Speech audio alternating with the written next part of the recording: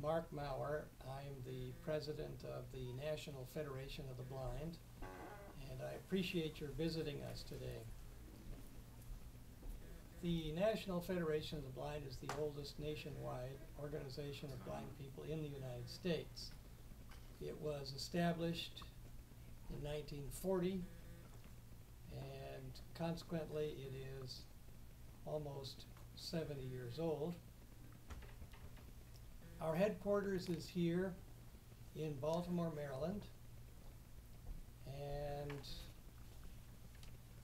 we have a purpose, which is to gather blind people together so that we can talk to each other, examine the possibilities for our lives, and increase opportunity for us.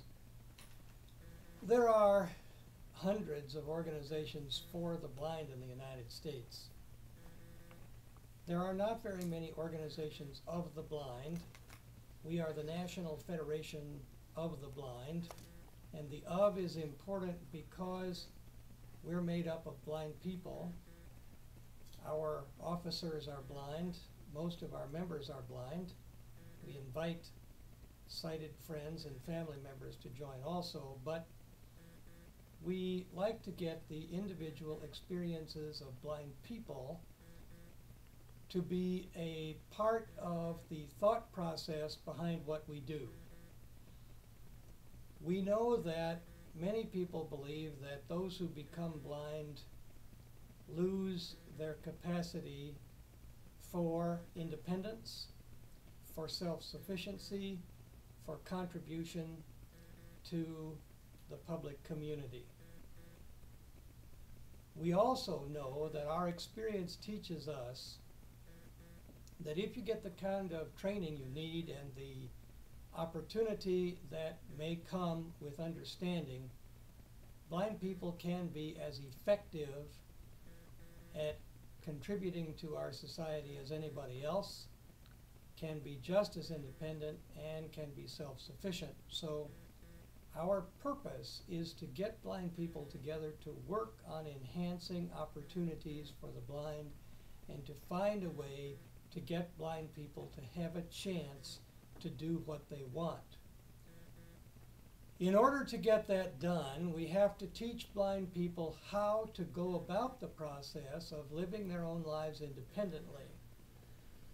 We have to ensure that the laws in our country provide equal opportunity for the blind, and we have to work on technology to see that blind people have the same chance at getting information and using it as other people do.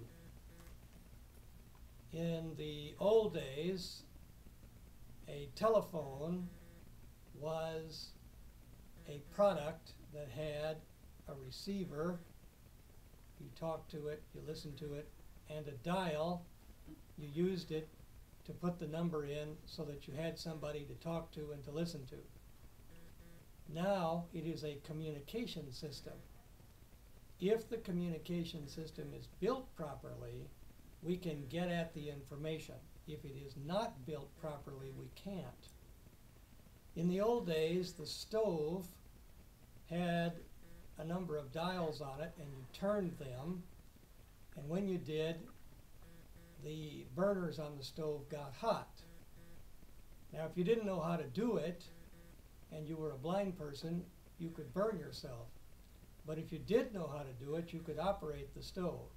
Today, the stove has a touchpad in many cases, and in order to adjust the temperature, you have to look at it and respond to the touchpad.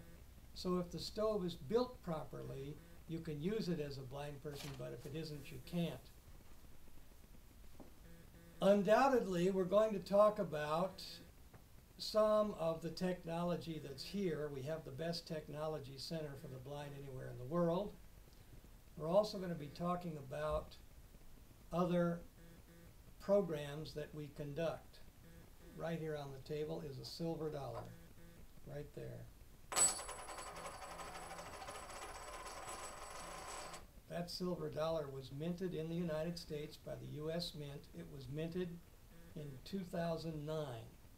It bears the head of Louis Braille on the front, and on the back it has, though I don't know whether you can see it from that distance, it has real live readable Braille dots. It's the first coin minted in the United States with genuinely readable dots, and we're proud of it because it represents value. The dollar represents value. The silver, it is pretty close to pure silver, represents value. The fact that it has Braille on it represents value. As I knew you were coming, I got out this book. This is Sir Thomas Malory's Le Morte d'Arthur here, and we have a copy of one of the books. It was printed in 2 volumes. We have the second of the volumes here in Braille. I've never read this book. I've always thought I would, but I've never gone to the trouble of getting it out. So I now got it out and started reading it. This represents a way for blind people to understand the knowledge that other people have thought. And one of the reasons that we have this room is that we have one of the best small collections of Braille gathered here that has been put together by any organization. There are some that are bigger and more extensive, but for a small collection we have some extraordinary books in this. And this is a useful collection, not only a symbol, but it's also a symbol of our capacity and our belief in the ability of blind people. If you think that your student, when you get one, is likely to win a Nobel Prize, then you'll put a lot of effort into that student. If you think that your student will go home and sit down and do nothing most of the rest of your student's life, whether you know it or not, whether you understand yourself or not, you will put less effort into that student. We believe that blind people have the capacity to win the Nobel Prize. And so we spend all of our time and all of our energy to give people the chance to learn and to apply that knowledge. We have an organization of ours in every state, in the District of Columbia, and in Puerto Rico.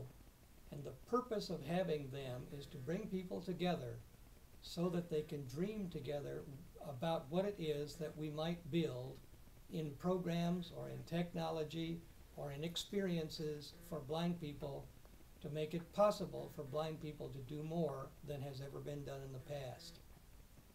That's what the National Federation of the Blind is about. And we're going to talk about that during your visit and show you some of the things that we have.